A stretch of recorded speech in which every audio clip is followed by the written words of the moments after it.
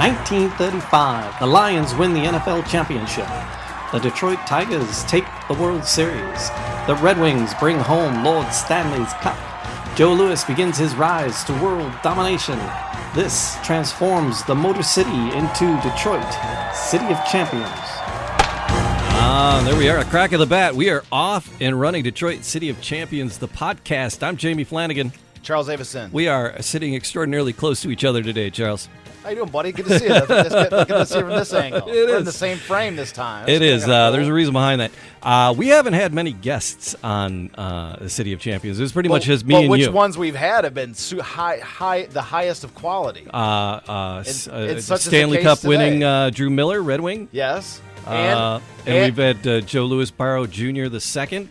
We had we were at the Miss America 10 and our guests from the Packard plant. Yes. So we've had some heavy hitters coming through, and but it's few and far between. But the conversation we've been having, we were talking about Eddie Tolan, and then you said while you were writing the book, you came across the story of Willis Ward, but he really didn't fall into the 35 story. His story kind of It fizzled out. This is the thing is the reason he should have. I felt like he should have been there. He should have been there. Like you've got the biggest collection of championships in the history of this country. The history. Let's just go with it. And how did he miss out? The biggest roster of championships in the history of the world. Okay, there's nobody that can put a case that Detroit that you had any other city has won more than 33 championships in a single season. And so anyways, he should have been in. So this could have been number 34. This could have been 1936 Olympics.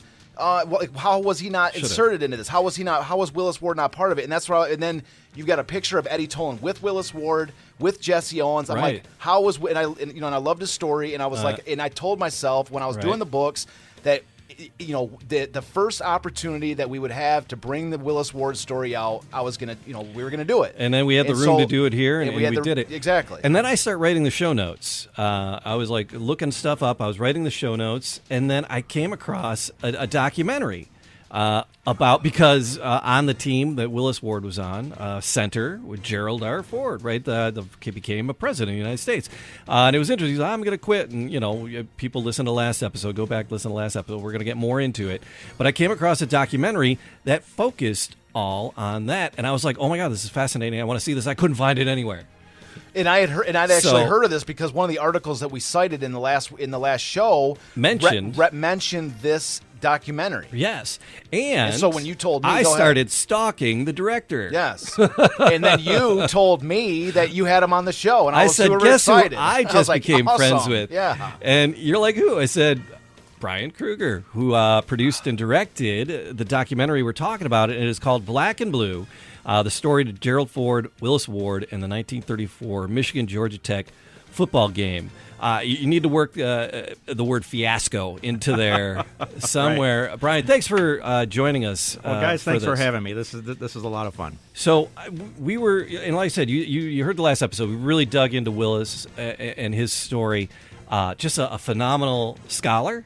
A great student, an amazing. That's what I loved about him, man. He was everything. He was an academic. He was an incredible athlete. The best athlete that Detroit ever produced. Might have been better at track than football, and he was like crazy amazing at football. Yeah. Only guy to beat Jesse Owens in 1934 in the spring of 35. We mentioned that. Yeah. So, and in the story, like the City of Champions story, and even more so with Willis, left untold and unrecognized, and kind of the University of Michigan, not a super proud moment for them. Right. And so that story, I think maybe they just kind of like, we'll kind of leave that there. Well, yeah, over the years we've shown this film all over the country, and it's been on PBS, and get a lot of folks that say, hey, how dare they, and they come down hard on Michigan and come down hard on Yost, and we can talk about that a little bit later because I have some conflicting views on that. There we go, man, because we do too. That's why I've got a whole series of notes here to talk about it, about Yost. But me and Jamie were talking about 20 minutes last night. Going more like 40. But I was like 40, But I look back at a university that has been a beacon of civil rights, progressiveness, and everything for all these years. But man, did they drop the ball, no pun intended, in 1934. And until we made this film, and we can talk about the details of this, trying to get this film made, they were acting like it didn't happen. So you got a heck of a resume. I mean, you've taught high school, you taught college, you produced films, and how did you find this story? What brought you? Great question. I want to know about that. Yeah, too. what brought you to this story before we unravel it? So the writer of this film, and he really needs to be celebrated on this, is a guy named Buddy Morehouse. And he's credited on a few of your works. He is. Buddy and I have made a few of these films together, and Buddy was a sports editor for the Michigan Daily back in the late 70s and early 80s. And we've been friends for a long time. We did stand-up comedy together. We've been friends since high school. And when President Ford passed away, and we cover this in the film, it starts out that way, President Bush did the eulogy. And he eulogized Ford and told this story. And Buddy called me, I called him, said, "You ever heard of this?" I mean, and Buddy said, "No. I was a sports editor for the Michigan Daily." It was a buried story for nearly 80 years by the University of Michigan because it wasn't pleasant. And the first thing you do when you're doing a documentary, what we do anyway, is we look around to see if anything's been done on it, because if somebody did a film or something, of course, we lay off. But we were just shocked that, with the exception of Behe's book and maybe two other things, you got to look for the story for any kind of justification, and certainly the University of Michigan. And it's not they were trying to keep it down. They were the year the film came out, but they just kind of forgot about it, like you would, right? Well, yeah. But I think that maybe there's some reasons for that besides just the embarrassment of it. I think that I mean, we can get into it, I guess, but it just seems like there was like it did like this is let's just dive into it. I don't mean to interrupt you unless there's other something. Fire it up. Go. Do you want me to recap it really quickly for the audience, or do you guys? Let's go ahead. Sure. Go ahead. Hit us with it. So in 1934. Fielding H. Yost, who was the athletic director at the time, not the coach, and he was legendary coach, and he won like 57 games in a row without winning. Without losing. Legendary, right. Legend. Without losing. That's right. And so it's in the middle of the Depression. University of Michigan's coming off 2 undefeated seasons. Willis Ward was a part of both of those teams. Gerald Ford wasn't. Neither one of them played their freshman year because freshmen weren't allowed to play varsity sports then. So they weren't eligible. But as soon as their sophomore year came along, they were both on the team, as you guys pointed out earlier, because of Bill Boardman. Gerald Ford didn't see the field. Willis Ward did, because he was fast and good and he could do everything. Anyway, so 1934 rolls around, and Fielding Yost decides, he's got this new stadium and he needs to fill it. We're in the middle of the Depression. There's a lot of people that had come up from the South to work in the factories, and he had this idea that if I got a Southern team up here, I could fill this stadium up, because there's a lot of people working the Rouge plant and just a lot of people from the South that came up. So he goes down and he's got a connection. We talk about it in the film. He's got a connection with Georgia Tech through a brother-in-law. And he goes down to talk to Alexander, the AD, and says, "Look, why don't you guys come up and play us?" And they went, "Oh, that would be amazing. You guys are national champions. That would do amazing things for our program." Right, yeah. We'll absolutely come up. And you got that new stadium? Oh, absolutely. But we know you've got an African-American player, and we do not take the field against African-American players, so you need to be clear about that. To which Yost says, "Yep, I'm aware of that rule, and we'll make sure that our African-American player doesn't play." Who knew that would be a big deal? It was a big deal. But where was that? But in the documentary, I was watching the documentary, and I didn't. But there, in what I saw in the documentary was it said Yost never said anything about it publicly. Right. So what happens is he goes down there. And you had the Western Union telegrams, and I didn't see the Western Union telegram or anything that said he said it publicly. So this is where it's really starting to hit the fan. Right. So that's in the spring. In the spring, he says, "Yeah, let's pencil this thing in. They worked out the money. I think it was $5,000. Come up and play." Georgia Tech said, "Just a reminder, one more reminder, we don't play against black players. And you guys, black player, Yost, don't worry about that. We got it." And Yost goes down there a couple of times for social occasions, talks to the team to rev them up, gives them tips, because it's Fielding Yost. I mean, it's, point them in Yost. He walks in the room, you win. Oh, yeah. Pretty much. So they're excited to have him, and then he comes back up. And there's a couple of times, and the Bentley Library has these telegrams, which were donated by the Yost family, which is cool, that really spell out, hey, look, what about, you haven't made any public statement about Ward? And he said, "I'll take care of this." And it stayed quiet until the summer. And in the summer of 34, word started to get out, and it started to leak amongst the team that they were coming up. Willis Ward was on the team, and the national press started asking questions like, "Hey, you got Georgia Tech coming up. This is cool, but we know that teams from the South, when they come up, they do not play against black players. In fact, what they did is they would sit around, they have a little meeting, and go, okay, we're going to take our African American player off, but on your team for an equivalent, we want to take this guy off and maybe this guy." And in Ward's case, that they came up with a trade of another 1-1, end, but yeah. that didn't happen until the night before the game. Jeez. So Yost starts getting asked about it, and because he's fielding Yost, he says, "I want to talk about it. Don't worry about it. We'll figure it out. We'll handle it." He was vague. He was vague. Yeah, Was he deliberately vague? Absolutely. But this is what I'm Absolutely. trying to say. This is right. This is the divert. This is These are very tiny notes. You're in trouble. this is what I do. Is I write. Like So- micro dot. So. Well, I don't like to take up a ton of paper. I know. I just like a little Yeah. mini sheet. I would like the never little be able to things. read I can that. write as big as I want. I can also write as small as I can write on That's rice fair. if I need to. It's a gift. Go ahead. Like I could sit here with a pile of rice in front of me, and be like, hold on a second, I'll move rice things over. My notes on my rice tablets. So, anyways, so you said right there though is that, and this is where this I guess I want to sort of challenge the notion, because, like I say, in the documentary, and also you were saying that. So when you say that he talked about it in the spring with them about not feeling a black player, Yeah, with like Georgia Tech. When you say with them, with Georgia Tech, only with with Alexander and Georgia Yeah. Tech, But Alexander was Harry the coach. Harry Kipke knows about this now too, by the way. So you really paint in the documentary. You really paint Yost as less than open-minded racially. Let's say. Yeah, but he has. But again, so he's painted as a racist. yeah, in the documentary. But that was pretty clear. Whenever African American players would come to the University of Michigan, it was understood that they weren't going to play football. But Yost would welcome them to the athletic program, but they would run track. This is what you're going to do. You're not going to play basketball. You're not going to play baseball. You're not going to play football, but you can run track. But why would track be acceptable and not football? I have no idea. But that's what I'm saying, though. That's another thing too. Is that a point to like his favor of potentially not being a racist? And this, again, I'm not trying to be a Yost apologist.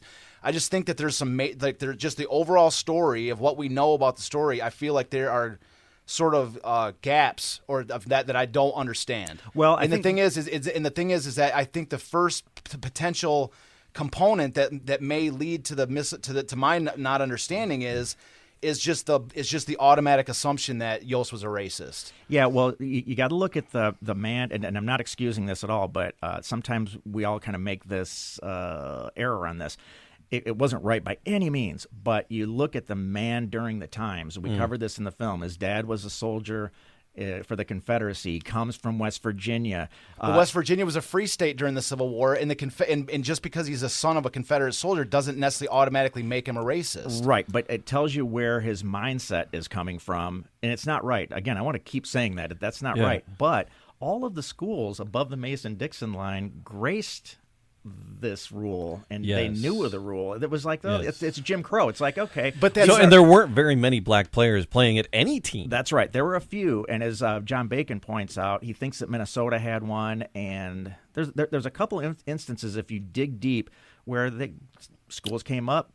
The Northern School happily benched their. But it was almost an anomaly. It was at this point. I mean, there was a So it wasn't like you had a whole squad somewhere. Right. Well, and African Americans weren't playing in the NFL, the or nascent Major League NFL, Baseball or anywhere else. So, Sure. so you understand it's part of that societal thing. It's not the shock it would be today. I mean, today, of course, it would be what? Yes, but yes. But back then, it was not. So like I said. He's got a good theory. So this is the thing. Fire it up. I just want to play devil's advocate for a second. Play it all right? away. And because again, if you saw the last episode, you the listener at home, Brian, I listened, if you saw it last in this. So there's the big thing to me is that what doesn't make sense. There's an old saying. It's called cui bono. Who gains? Right. That's the old phrase. Who gains? When you're trying to understand something, you track back to it, to the point and say, who gains from this, who doesn't gain, then you're going to find out, closer to you're going to be able to fill in gaps as far as understanding and potentially what happened. And so this is the thing I don't understand. Okay, like I say, if Yost is a racist, okay, if Yost is a racist and he doesn't want Willis Ward to play, okay, this is maybe what I don't understand is. He did a pretty bad job of it up to this point. he did a horrible job because he just won 2 straight national championships with Willis With a Ward black guy on the with a team. black guy on the team. Yeah, yeah. And he'd already had Way Eddie to Tolan. go, racist guy. He had You know, Eddie Tolan, who would come to. He was a star in Michigan with, I don't know, I forgot how many touchdowns did he have? Six Six in one touchdowns, game. Jamie. He's like all Ed Bundy up in that business. Yeah. So he had, so Eddie Tolan came to U of Al M, Bundy. wanted to play football, and then he didn't get a chance, and people assumed that it was because of a racist system. He played track, of course. Eddie Tolan did. And then Eddie Tolan just said no. It was because of a knee injury he had, which is why he wore this wrap on his knee the rest of his entire life for track and field. Good research on that one. That was yeah, well so done. that's why he said that. So he denied that there was a racist system in place for him that prevented him from playing football. So another thing I wanted to throw into this to this idea is, if black players weren't playing in anywhere near the wholesale numbers they were, in any sport, baseball, football, whatever, it's logical to assume that it was similar to that in the high school levels as well. I mean, that there was a lack of black players, that it's nowhere near what it was saying. I never thought of And that. so- But as you pointed out in the last episode, you did really nice research on that too, by the way. And, Well, thank you. Well Thank done. you. Thank you. But Willis Ward at Detroit Northwestern was the guy. Well, I understand, and he ended up coming. He was to the U of guy M. in the state. So what I'm saying is, Nation. though, but what I'm saying then is that there was a smaller pool of black athletes at these high schools from which to choose to put on a team of the stature of University of Michigan, who's winning national championships every single year. That's right. So when you have a Willis Ward, who is the top athlete in the country, right? In track and field football and that. And then there's a new coach coming in, and you said in the documentary, Harry Kipke was brand new at this point. Not brand new. Maybe a second year. Well, third, and he was a sports hero, But not in 34. What I mean is as a player. But I'm talking about when Willis Ward got recruited from Northwestern. It was Harry Kipke's first year, right, or second year? I think it was a second year. Maybe it was his first year. But first or second year. So he was a brand new coach. He hadn't won anything. Is my point. He hadn't done anything. But he was all in when. Sure. And he knew about Ward. I get that, but what I'm saying though is that when he approached Fielding Yost about bringing Willis Ward onto the team, why didn't Yost at that point just say no? If he was a racist, let me finish the thought too. Yeah.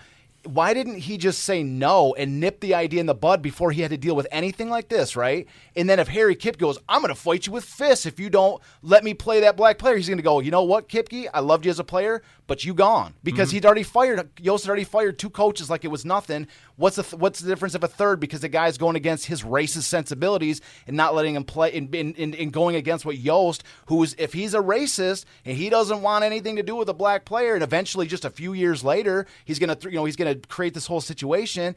Why didn't he just nip it in the bud right there and not even let it happen at all? There's a couple things going on that you need to know. Kipke really, really was close. I mean, Yost was really, really close with Kipke, and really, really close after Kipke delivers 2 undefeated national championships, which hadn't been done since Yost was running up the score back in the teens. So those guys were tight, and then this happened, and it was just Bacon. Yeah, but I'm talking about was, before that. I'm talking about his recruitment to the University of Michigan. Right. But Kipke hadn't won anything at that point.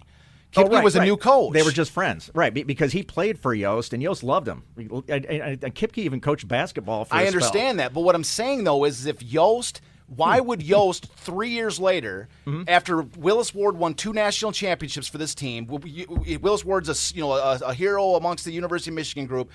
Like, why wouldn't, if he was such a racist and dead set against letting a black player play, why didn't he nip it in the bud before he even got recruited? When Kipke came to him and said, I want to bring a black player on the team, he had to approve it with Yost. Yost would have had to have green-lit the idea. So what was the other side of the coin you thought it might actually be?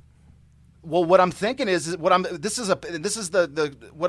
to get is what if this is just a thought. We don't know. We'll never know. We'll never know. But this is a supposition. This is a thought exercise, right? This is just a contrary point of view because again, there's the gap. This is what I don't understand. So what I'm trying to say is, what if Yost was trying to do the opposite?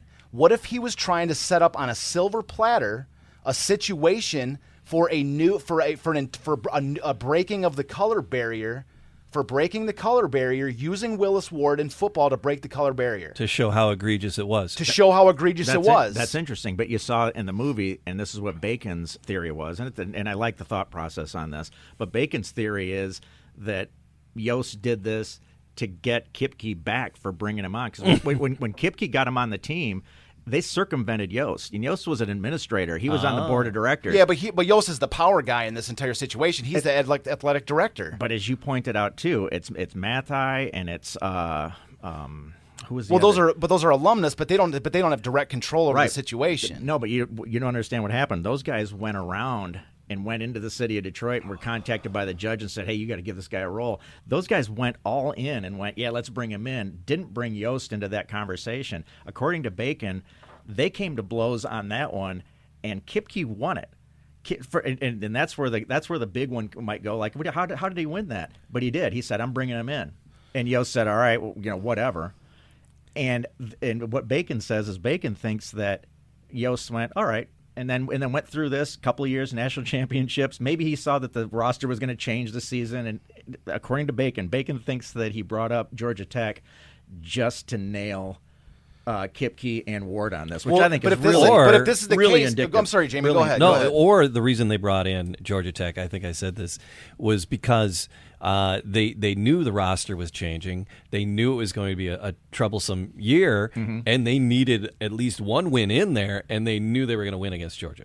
Or maybe they had a good feeling. Or maybe they needed attention at this exact moment because he knew the roster was ugly, and they wanted to create a situation on which U of M was the center point of the entire sport universe. That's an interesting thought. Because the silver, I call it the silver platter setup.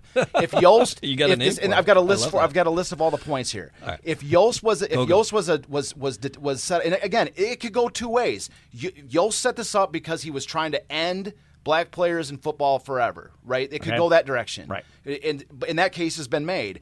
The contrary view is that Yost, in this weird way, maybe he had ascended to the top level of his profession. He'd done everything. He'd won so many national championships. Yeah. You're just counting at that point. He didn't even have enough fingers for the rings anymore. 4 in 1 year, right? Yeah.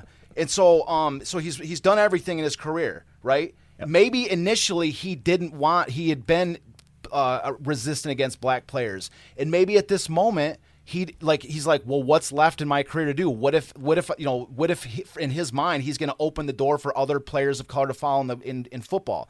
And so the reason that's pure speculation. I'm speculating on his motive. In the 13 years of showing this around the country and all over the place, I haven't heard that one, and it's cool. Maybe it's the first Yost apologetics we've run into. Yeah, so it is. Yeah.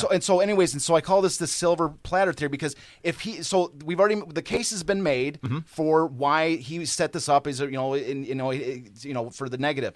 But what I'm talking about is if he was going to do that, his goal was to shut the door on black athletes in college football forever, he picked a really awful opportunity, moment to do it. Because I call this, like I say, the silver platter setup. So this is the thing. So he again, in the movie, we say Yost never said anything about it publicly, so he's never come out and said anything. So he's vague at this moment, right? And so Kipke, as has been said in the movie, and as we've said in all this, said that he would defend with his fists his right to play Willis Ward. Right. He had said that in the bars. He'd said that in several situations that he would defend Willis Ward's ability to play with his fists. Right. So Fielding Yost says. So we're going to not let Willis Ward play for this game. All right, he's won two. We've won 2 national championships with this guy, and so we've got field. So this is the silver. This is why the silver platter said. So he's going to tell Kipke that Willis Ward's not going to play for this game after Kipke has demonstrated that he will fight with his fists. So number one, he's got a coach that's theoretically going to fight with his fists to allow Willis Ward to play. Number two. He believes that the team itself with Gerald Ford and the rest of these teams, they're beloved. They're best friends with Willis Ward. They just won 2 national championships together. This is a guy that's part of their crew.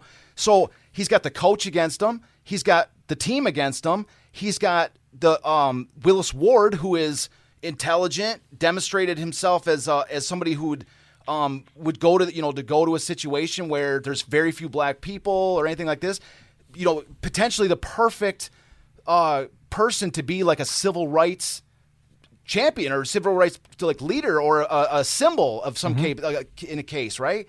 Like he's not a nobody. This is a guy who is almost like a Joe Louis figure in this world. He's a star in this world, of college football.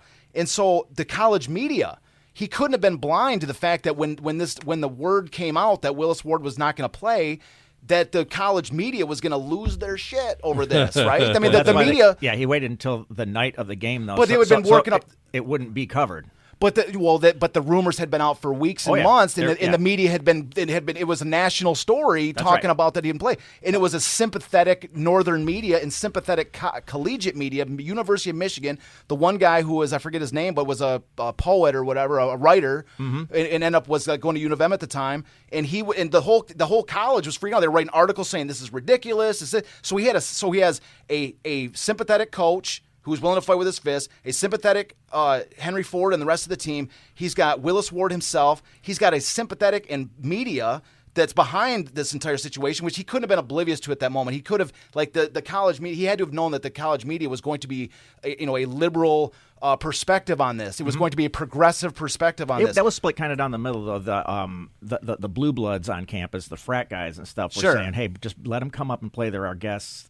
Let's play this game. The game is bigger than one player. But there was a sympathetic progressive media enough that he couldn't have been completely oblivious to the fact that there was at least the possibility of a vocal progressive. It was huge. He hired the Pinkerton Guards a month before to investigate the student groups on campus and find out what they were going to do. We'll get into the Pinkertons. Yeah. Okay, cool. So the other thing too was I got this last night. So the game was at the Big House. Yeah. So the game wasn't in a hostile Georgia. The game was in front of a sympathetic crowd and in their home stadium.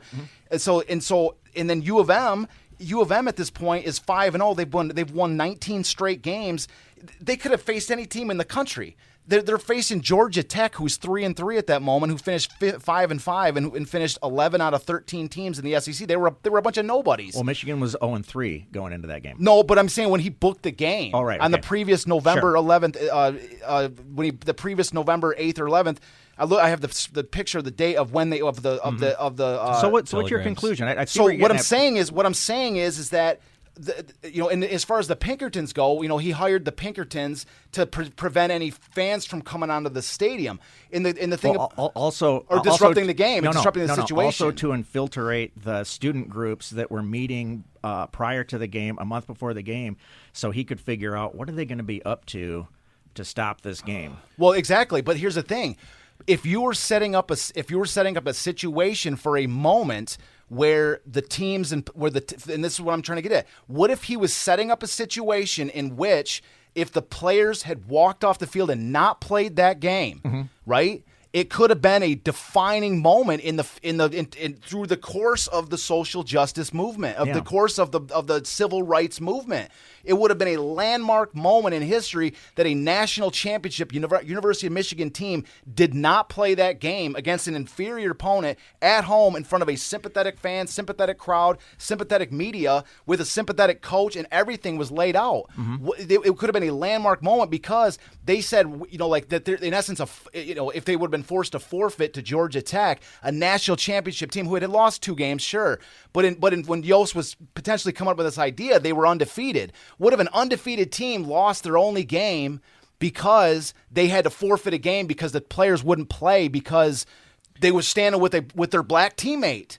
You see what I'm saying? Like, this is like, what if, in essence, he could have engineered possibly setting up an amazing he was civil setting rights up movement, a potential amazing civil rights moment where the U of M team stuck with Willis Ward. They didn't play. Kipke wouldn't coach, and nobody didn't even take the field in front of a sympathetic crowd. It's an interesting. It's a really, really interesting take. That's what I'm saying. Yeah. And so and that's what I'm saying. Like, and I'm not saying it. Anyways. So that's what I'm not trying to say it happened. But if we look at the years afterwards, and let's just play your scenario out that he had set this up so when the season was over, he can exhale and go, there, I think I got the wheels in motion. How come a black player wasn't allowed or wasn't on the Michigan football team until after World War II, after Yost was gone? Wouldn't he have recruited guys the next year going, hey, look, I screwed this up? There is one good Yost moment after that. In the Palmer Hotel the next year, I think it was maybe it was in the spring, and it could have been the track team. Anyway, they came in. The rumor had it that the Palmer Hotel said, you guys can stay here because this is what they would do, but he can't. The African-American player can't.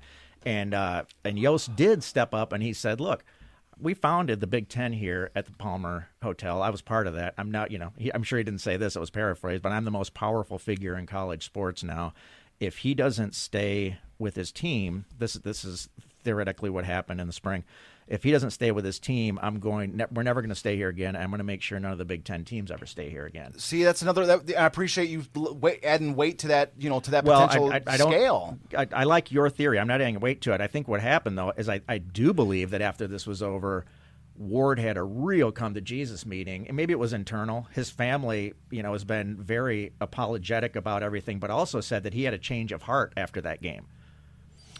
Well, that's what I'm trying to say. The documentary lays that out. That's what I'm trying to say. It really sucked the morale out of the. It totally did. And it ruined. It wrecked what could potentially have been one of the great, Willis Ward versus Jesse Owens in the 1936 Olympics could have been the biggest event of all time in front of Hitler and that. You know what I mean? Sticking their fist up to Hitler. They could have been in Excuse me. Could have been another one. And another it could guy have been incredible. It could, and especially as it slots into the City of Champions season, I think Willis Ward would have won. Yeah. Right? And I think that Willis Ward would have been a 34th champion in this. And that's what I'm saying. We were robbed, I think. It's I feel like it should have happened. Right. And I feel like it. He got really excited about it. He still is. Yeah. No, that's what I'm saying. I've never heard that point of view, and I like listening to new points of view on that. But it's funny, you really, in the documentary, the last 2 minutes, you really took the University of Michigan to task, right? There's a library and a cultural center, or the policy center named after Ford, and a Yost Arena and the Kipke Drive, and there's nothing commemorating Willis Ward and his, the only person, and I forget how the only person to suffer the humiliation of being benched because of the color of his skin, and there's nothing there, and then there's a postscript to that. A lot of things happened after this. So what happened after? Because you took Michigan to task, and you said they weren't really thrilled about this documentary coming out. Is that the part they had issue with? Well, the first time we learned it a little bit, and I got to be careful with this because Michigan's come a long way since this time. Sure. But that was the year. I'm not sure if you guys remember this, but Michigan did this really cool thing. They don't retire numbers, or they do. There was 6, 7 of them. And if Buddy was here, he'd tell me between the Wistert brothers and Tom Harmon, and he'd nail them all. And I had brought up the thought to Dave Brandon. I said it'd be cool if you're not going to retire number 61, because it would be a really good number to retire. At least have a sticker or something on everybody's football helmet commemorating that or something. Anyway, that year what they would do is they would have. For every home game that season, they would have the family of the retired football players on the field before the game, and they would dedicate that field to them. And the tickets, the game season tickets, had that person on each one. So we came to the University of Michigan and said, you guys you really ought to do one for Willis Ward, because a homecoming against Michigan State is going to be at the Big House on the anniversary day of that game. Oh my God! And we were told, no. Brian, this was the quote, Brian, we handle that internally. We've got that. I said, okay. And so we, along with a young lady from Brighton, and it sits in the epilogue, saw the film and said, how come there's nothing named after Willis Ward? And so we brought her to the University of Michigan to address the Board of Regents to ask the same question.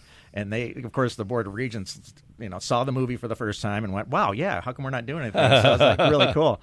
And so we went back to the athletic department again and said, hey, we just did this thing at the Regents, might be a good idea.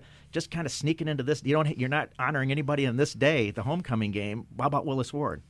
You guys, this is our deal. Don't worry about it.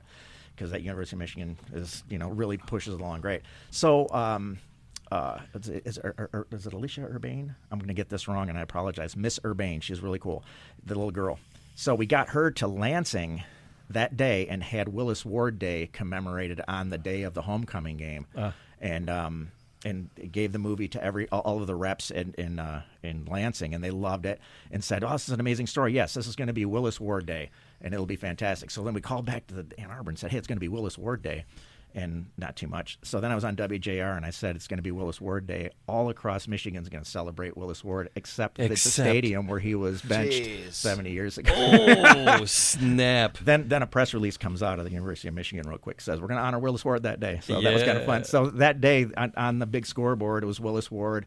They had the chance to really do something cool. Willis Ward's niece was a PhD student that semester. It would have been cool to have her, and we pointed that out, but we were brushed off at the time. Oh, man. But since then, at the Michigan Union, the used to be called the artist room to the left as soon as you come into the Michigan Union. They changed that into Willis Ward Lounge, which is really cool. Yeah, you have that in the documentary as well. Yeah, and so the family dedication comes of down. it. Yeah, that was sweet. And then when they redid the whole Michigan Union a couple of years later, you got to see it now. It's just super awesome. It's Willis Ward Lounge. It couldn't be cooler. There was a bunch of pictures of Willis Ward's life and story in the lounge that you saw in the video. Yeah, super awesome. Yeah. That's good. And that was fun. But so that was cool. And one of the other things that we thought was kind of interesting, and again, I got to be careful with this because we had a lot of help in this film, but there were a couple of times where we just ran into brick walls. And one of them, we went to the Gerald Ford Library situation is the first and last of a kind of library, and that is that the museum is in a different town than the library. The museum is in Grand Rapids, and it's amazing. The Presidential Library of Papers are at University of Michigan, just next door to Bentley Library. Okay. And so we went up there, and after we're doing the movie, or during the movie, we said, "Hey, was there any evidence that Willis Ward ever came to the White House when Gerald Ford was there?" And that was awesome. They said no, there's not. And we went, that's too bad because that'd been really cool, And Ford was only there for a little while, so we just keep making the movie, and the movie aired somewhere. And then I get a call from an intern and said, "Hey, Brian, we just found this envelope. You're really gonna like this. You come on down." So I drove to Ann Arbor, and it was those pictures, which I think now is the seminal part of that documentary. It's just awesome. Those two old friends getting together. He had to make a White House visit. He had to make a White House and we visit. didn't even run narration over that. It was just so moving, and the pictures are great. And if you look at Willis Ward's pocket, he's got 2 cigars with him. He's ready. He's ready I saw to go that. I was like, they're going to go have a smoke outside. And I want to compliment you again on the film because you present.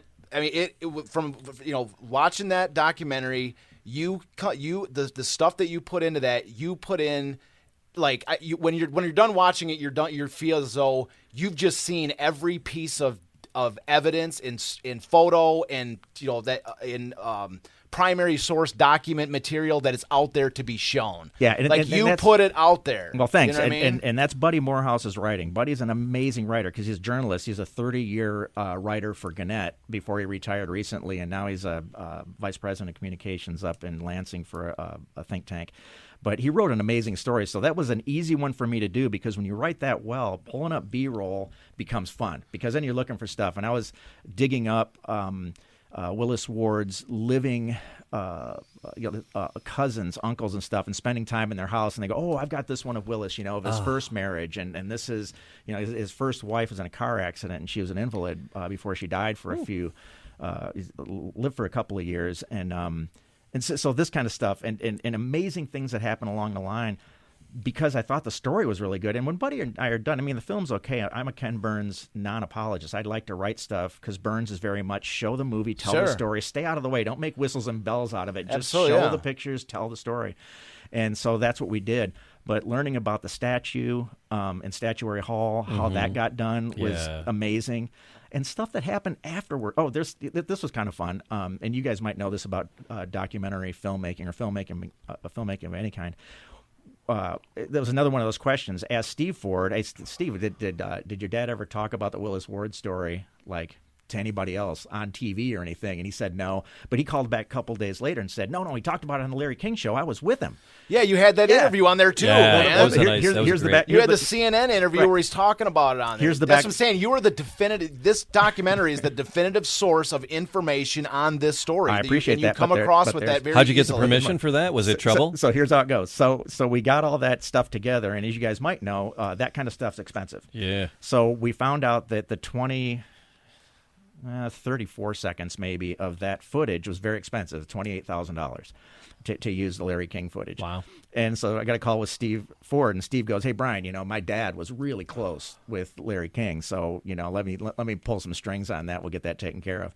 And I said, "Great." Really? Yeah. And then 2 days later, Steve called me back and he goes, "Turns out my dad and Larry King weren't that great." Oh God! It's now 50,000. Right. They raised the price. No. So now Buddy and I are thinking we're gonna have a lemonade stand. Oh, I'm God. like, damn it, because you got to have that in the film, right? It's Yeah. kinda fun. Yeah. But You had to have that in the film. That was the, so another Yeah. interesting thing that happened, and I didn't bring a picture of it, but it was amazing. I live in Grosse Pointe, so I was driving from Grosse Pointe to Ann Arbor. I'm going down 14, heading toward Ann Arbor for probably just some other thing about this film. And I got a call, and I used to get a lot of these calls or emails. And so this woman called and said, "Hey, my grandfather was on that team. It was John Regecki. He was a punter."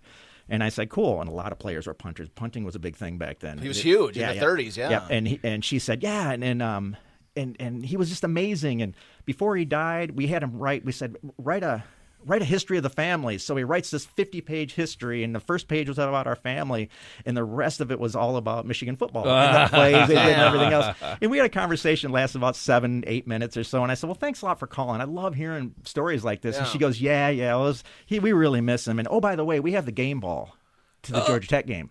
Oh my God! Right. And I'm like, "What?" So I'm swerving Is around. that what this is? Right here? That is what it is on the back of the DVD. That's a picture. So of I it. said, "No way." And she goes, "Wait, I got it." She goes, "I've had it in my kitchen for 40 years. He stole that ball." Oh my God! It's on the back of the DVD. And so, and she said, "It's been sitting on a wooden stand in my Them kitchen." them shady punters. Yeah, you can't trust the punters. So anyway, and she's taking pictures of it and sending me while I'm driving. So I'm the guy you hate. I'm driving, looking at these pictures, my going, God, "Oh my yeah. God, this is awesome." Oh and my she God. said, "Yeah." So we've had it because it's kind of worn, but and she goes, "I think there's signatures on the ball." And I went, so now, and this is after the movie's out again, of course, right? Right, So, right, Show yeah, the yeah. camera. Show the camera. Yeah. So That's maybe okay. there you go. Yeah, well. Yep. So Viewer wants to hear too. I was excited to take a look at it. We can't deny our listeners. So I've got better pictures. I'll send you guys on that. Yeah. So I called her, said, "Look, this is amazing. I'd like to see the ball." She said, "Oh yeah, that'd be great." So hung up, said, "Thanks a lot. I'll be in touch with you." Oh no, I said, "Look, I'm on my way to Ann Arbor. Where are you?" And I said, "I'll come over and see you." And she goes, "Well, I'm in Southern California." I said, "Nuts." So I called up Steve Ford and I said, "Steve, I found the game ball." And he goes, "No way." And I said, "Way." And he goes, "You got to go get it." And I said, "Well, with all due respect, if you showed up with a couple of guys in dark suits with earpieces, I imagine you can get it better than I could." He laughed and he goes, "I'm going to China." He goes, "I'll get there in a couple of months when I come back." And I said, "No way, I'm going there tomorrow. I'm getting a flight out to L.A." She lived in Temecula, so it was a cool. So was ride she down willing there. to give it to you? So I went there, and she was the greatest. We laughed and had a great time. That thing looked like an old liver. And That's I know. It looks on the back. It's Yeah. looking like it's. But I took it ancient. outside in the bright Southern California sun, and the signatures. I don't know how they did it because on the ball the signatures are like carved in almost. And we looked, and I took pictures of it, got it into Photoshop, did the infrared stuff. Signatures all over it. Can't find Ward. Can't find. Well, he wouldn't have signed it then. He wasn't at the Well, game. that's what we're wondering. Maybe he would have, right? And Gerald Ford didn't sign it. Yost. Maybe he did that in protest too. And Yost's name was on there somewhere. But anyway, I'm in the backyard, and I've got this thing in the sun. I told her, I said, we'd like the Gerald Ford Museum was going to want to have this. She goes, "Oh yeah, that'd be cool." And I said, "And they're going to hate it that we're like on my greasy hands." She goes, "Oh no." She said, "When my brothers were playing football and we were little, we didn't have a football around. They grabbed that." Oh my God. They played with that thing. And so I said, I love that. I said, "Well, I said, I'm not the person to do this, but I'm just going to ask for a sort of a preliminary permission. Would you be willing to give it to the museum?" And she goes, yeah, let's work that out. Oh. And I said, well, let me take a picture of it and send it. And she was great. She goes, "Let's do this." She goes, "At the bottom of the hill from my neighborhood here is a Dick's Sporting Goods. Let's go get a ball. And then we'll take pictures of each other throwing that ball around and having it like bounce under cars and stuff and say that we were playing with it." And she was great. That's awesome. Anyway, but Steve then got a hold of her. The museum got a hold of her, and they shipped it back. And then we did a big premiere of the movie at the Gerald Ford School of Public Policy at the U of M.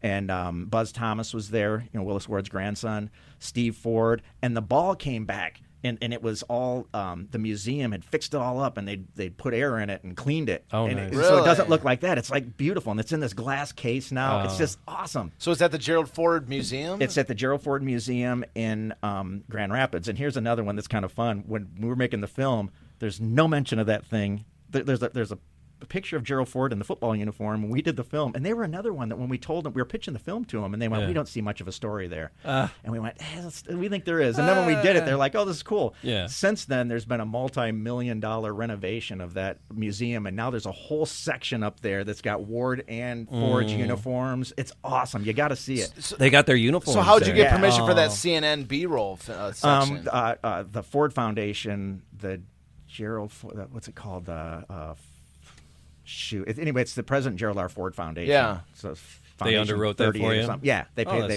Did they? Yeah. It cost $20,000 for like it was only like a minute or two. We did a film with Walter Cronkite. Walter Cronkite footage is $180 a second. That guy's been dead for a while. Man, that is primo. Yeah, man. yeah. They couldn't cut you a little discount. Like it'd be like about $18,500 or something. We're doing good work here.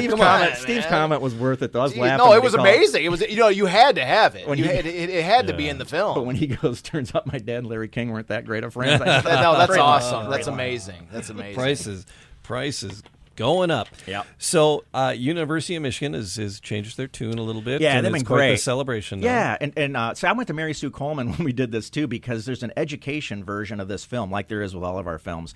What we do, because I was a former teacher, is I write lesson plans and study guides, and then we put in on each DVD that's there, and then we put in all of the telegrams, pictures that we used and we didn't use, the stuff that didn't make the film. Nice. We put that all in there, like bonus features. Yeah, and our goal is to give it away to every middle school and high school and public library in the country. And we've done Michigan so far with the help of the Kellogg Foundation, the Helpy Family Foundation. A couple of people said, "Yeah, we want in. Just put our name in the credits." So we did that. That's been a boon, because you hear so many people now and they go, I've heard that story. I've seen that story. So you can pick it up and this and that. Anyway, but I went to Mary Sue Coleman. I said, hey, Mary Sue Coleman, this is going to be in all the schools and all the libraries. Do you want to put, and there's a part in the, and DVDs are old in the tooth now, but if you pop it in there, there's a place for a quote. We got a quote, I think there's a quote from Georgia Tech in there. This was a tough time in history. We regret it. And, just a proper quote. Sure. And, boy, they didn't want to do it at first. And I don't think it was we don't want to do it. I don't think that's it. But they didn't take it seriously enough. And then when the DVD came out, no, wait, we got to say something about it now. We want in. And boy, can you put it in liner notes? My God, it was just kicking and screaming. So it was really nice to hear you in the episode before this talk about the Bentley Library having a display and everybody embracing the story now. Oh yeah, the Bentley. There's a whole if you go look it up online. I mean, the website. Yeah. It's like an online exhibit. Yeah. I mean, they got tremendous photos. I and thought all they weren't particularly creative with the title of their story though. They called it Black and Blue. Somebody. Come on. I seem to remember that there was a woman there, or maybe she was the curator of that exhibit there. But there's a woman there that's very interested in this story and has written a book. Oh yeah, she's great. And we get. Oh, you know her. And they come up with, and she wasn't there when we were doing the film, but what we really like. And I'm showing the film in Ann Arbor, and I'm sure we'll run into some of this.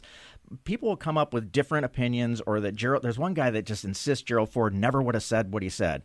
But we don't know. The only thing I know is Willis Ward said it in the White House. He goes, threatened to quit the team. And Steve Ford said his dad, threatened to quit the team. So we put that in the film. But this guy's adamant that he wouldn't do it. But I like hearing new stuff, like, hey, you got this, or like the game ball or something like that. Oh, yeah. And Adam Shakur, I moved into his office at the Ford building downtown when he was moving out, and he represented the Willis Ward family after Willis Ward passed away.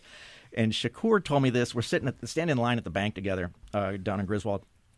And he says, hey, I think I've got Ward's jersey. I know I had it at some point. It's got to be. And I know. And I go, oh, my God. And then, he couldn't find it. You're killing me now, man, because I'm a junkie for that kind of stuff, and I too. kept grabbing him. Oh, No, finish that story. Did you find it? No, we didn't. And I kept bugging Shakur all the time. I said, hey, you got that jersey? Oh, might have. Man, come on. Don't tease me like that, man. You got the jersey? Where's the jersey at? But it's cool to get, there's a ticket that we got to use, the ticket to the game. So that stuff pops up now, and it's way more expensive now after the film came out. Oh, my God. You used to be able to pick it up on eBay for like $25. If you find a ticket to that game now, that's well, you expensive. had a picture of it on the... Right, and it was... Yeah, you had a picture of the game ticket. I'll tell you who. And you had the game program for it too, which is cool. Yeah. It's shown on the DVD. Yep.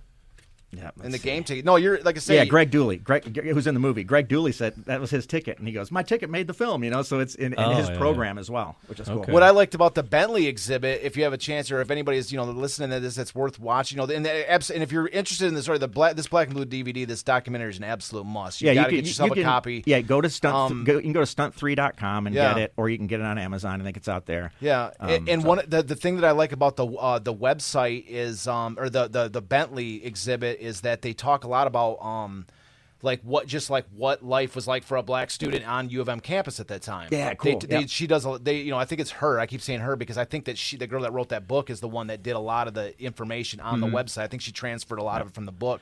And it's just really interesting. Like he was the one part of there is called there's a junior honor society. It was called the Sphinx, I think it was called. The Sphinx. Yep. And he was like a junior honor society. He was the first black man to get this National Honor Society. And it's like, it talks about what life was like on so it's the thing, overall, whatever, like to say the things there's, the things that I don't understand about it, the things I just. It's a great conversation starter. It is, and it's also it's kind of like the City of Champions story that it gives you a reason to dive into an era that many people, maybe I'm speaking for myself, had never really thought about looking at is. Sort of like a black man on the campus of U of M in the 1930s. It gives you a reason to dive into this and to learn about what what the experience, this particular story, sure, but and tying in with that website concept, which is this is a guy who was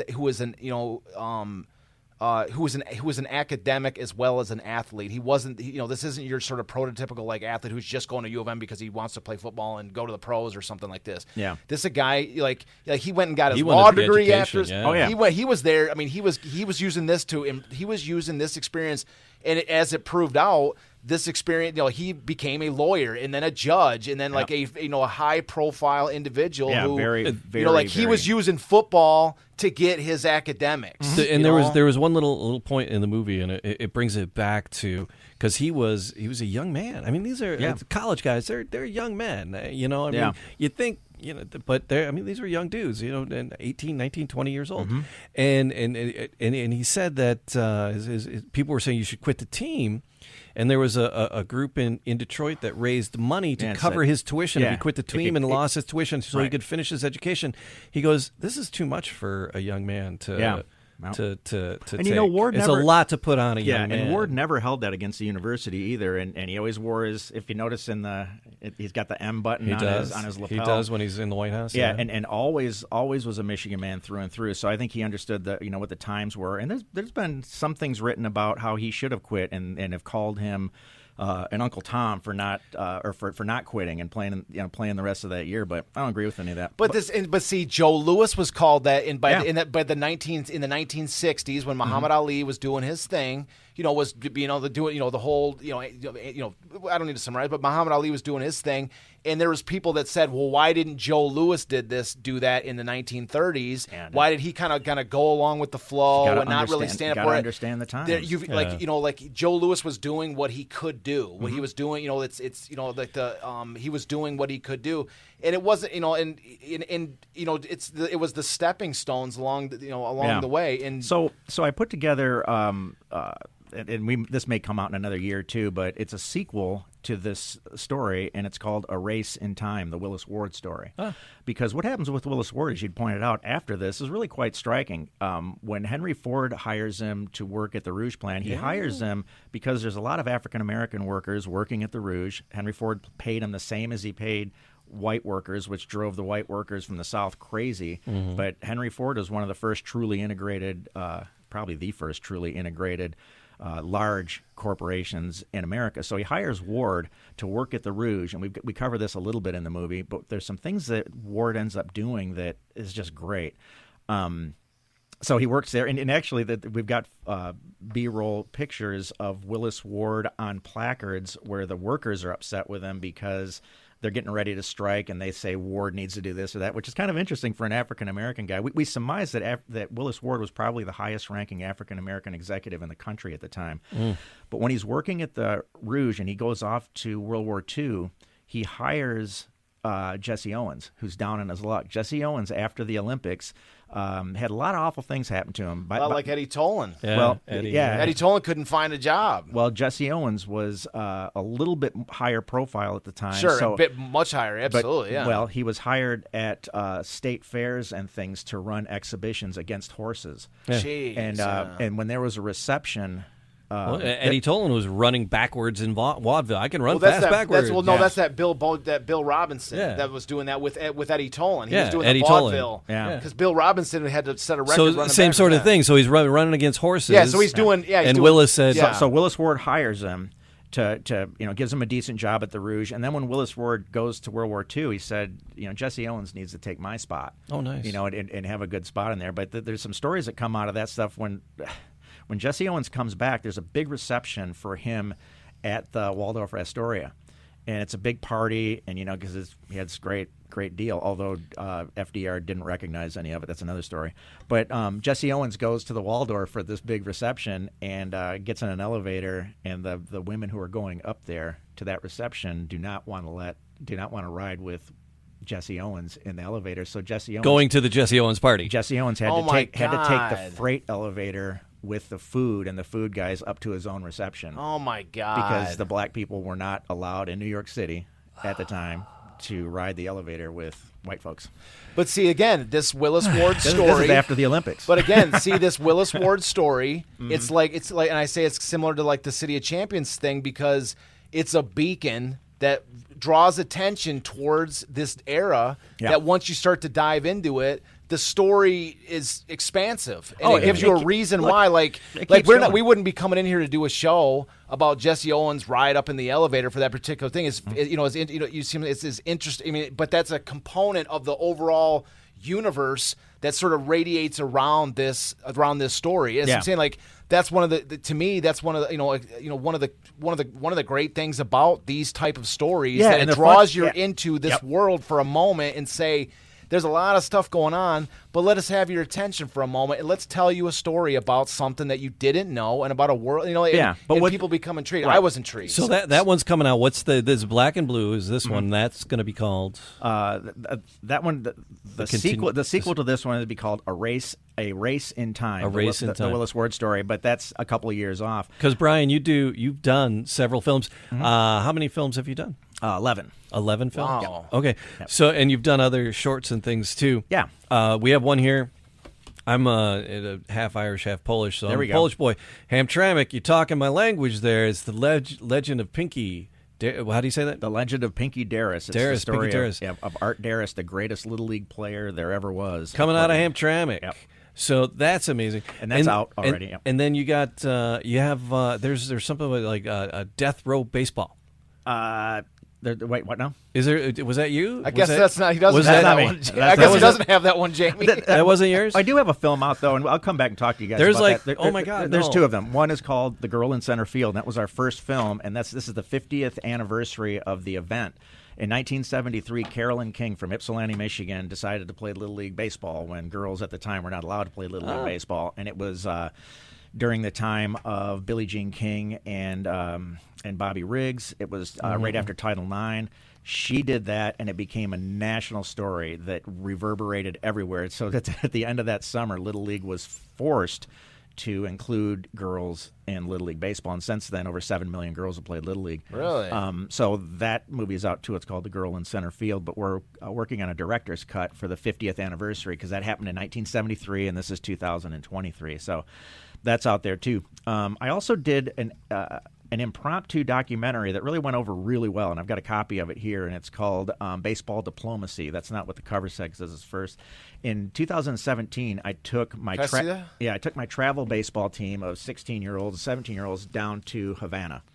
And we were the first team from Michigan to play baseball against Cuban baseball players since the Revolution. Wow. And that documentary covers everything that happened during that and what that was like and how much fun we had and how goofy it was all at the same time. How'd you get to Cuba? We just... Oh, it was what year was it?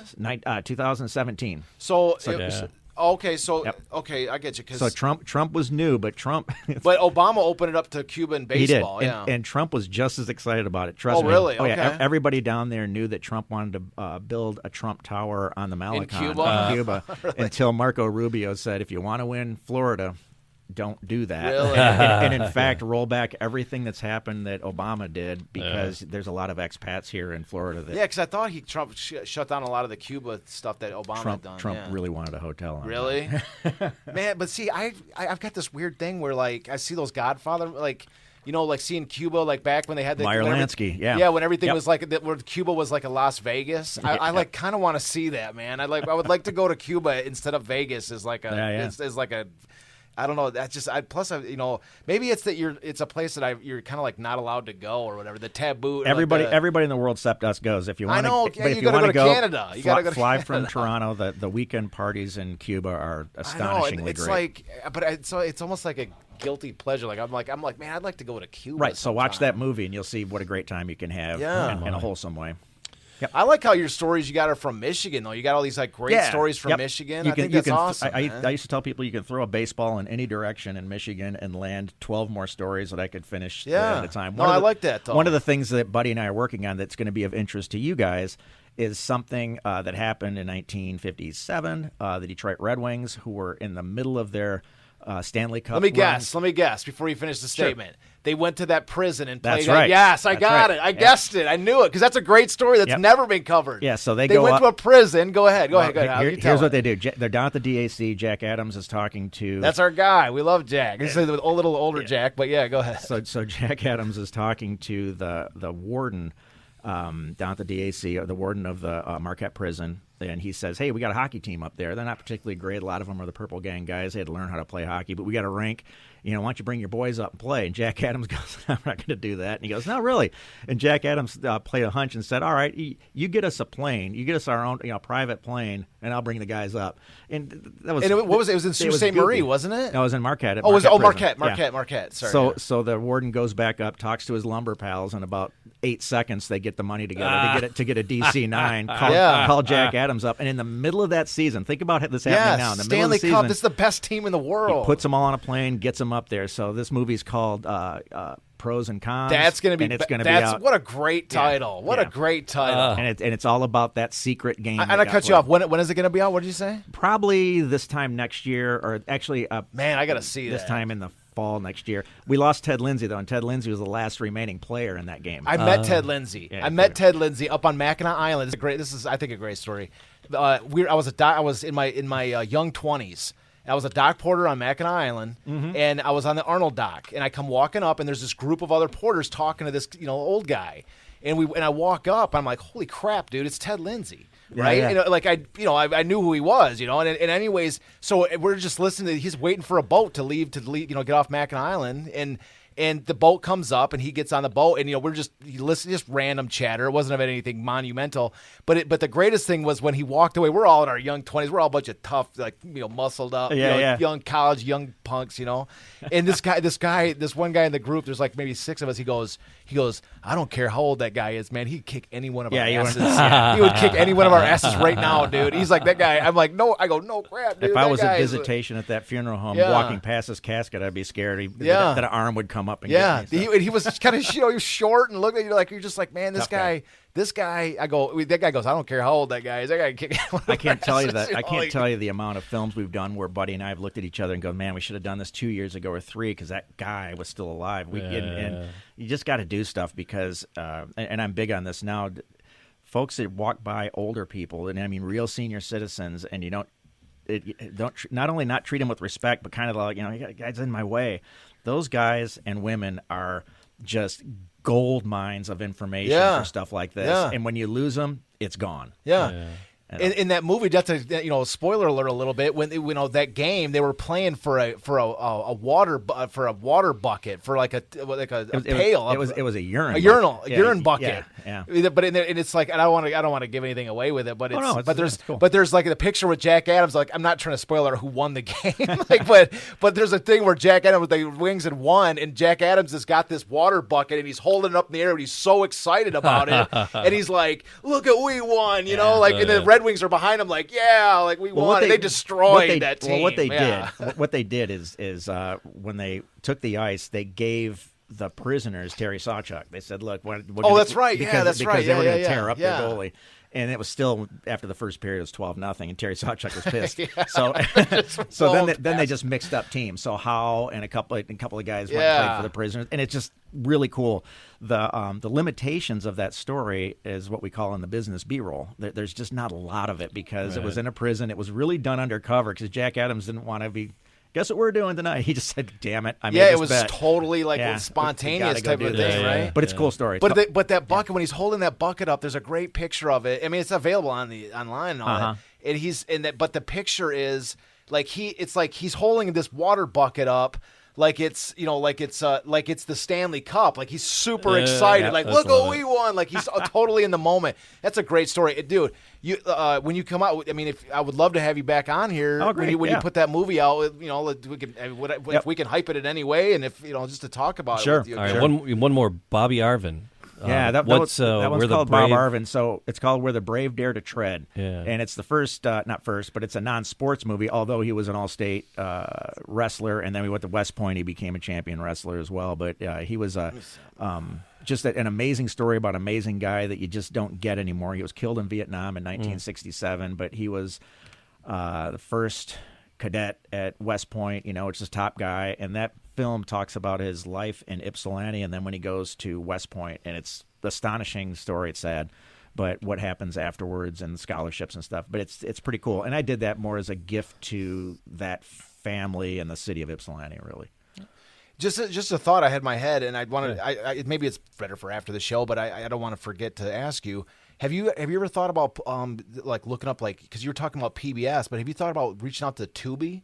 Have you ever heard of Tubi, the channel Tubi? Yeah. That's like one of my favorite channels, man. It's got some of the greatest documentaries ever, and I think that they would eat this up. They would. We get a lot of offers. In fact, The Legend of Pinky Darris played several times on MLB Network. Oh, okay. But it's the kind of thing where, what do you do? They go, hey, we'll show your film on national TV. Great. Well, what are you going to pay for it?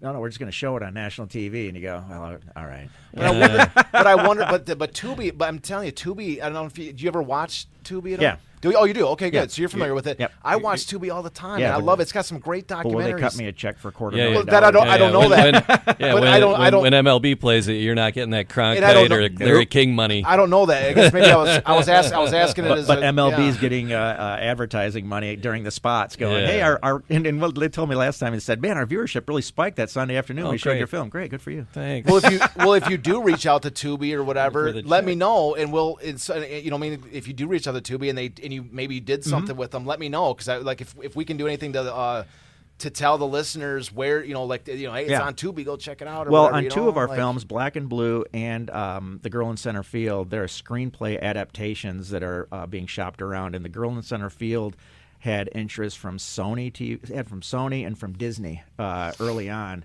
And that pops up every now and then. And in the movie business, if you guys know something about feature films, I don't, but I learned a little bit about this. Something can sit on a shelf for a long time until somebody comes up. And in the case of The Girl in Center Field, they say as soon as some blonde comes up who's 10 and whose agent said, yeah, this Disney TV stuff is great, but do you got any movies for her? And they blow the dust off the script. We got something here, here. Why don't I've you heard do that this? before. So you can sit on them for a while, and then all of a sudden, we'll give you $1 million for the script, $1 million for this. So I keep waiting for that one. Yeah.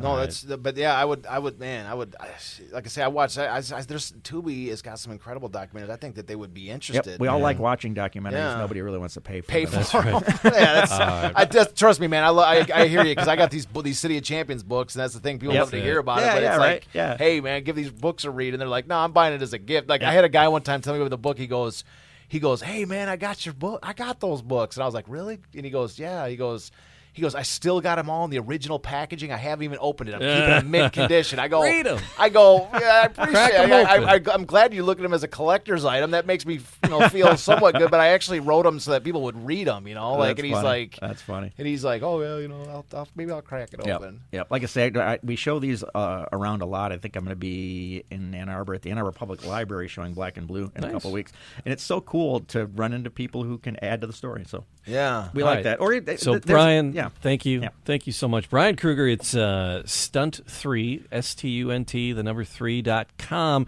and you can get all of his documentaries there. Everything's out And there. listen, all the and for information. streaming Listen, as well, you can stream everything. Listen, I know we Yeah. kind of went through these movies. We talked about these things, but I'm saying, like, to the listeners, to the viewers at home, go check out this website and take a closer look at some of these things. It'll be and look at linked these in the, stories. Yep. These notes these are some stuff for you you. want to see. You want to see Black and Blue. You want to see. I want to see this Pinky Darris. Yeah, movie. you're really gonna like that. That's This, cool. You get it's this. I think we We browsed might that do a real showing quick. at Whiskey in the Jar. Yeah, There you go. These are. I mean, you got like these are Michigan themed, great sports stories. Go check these things out. Go support our new friend Brian and go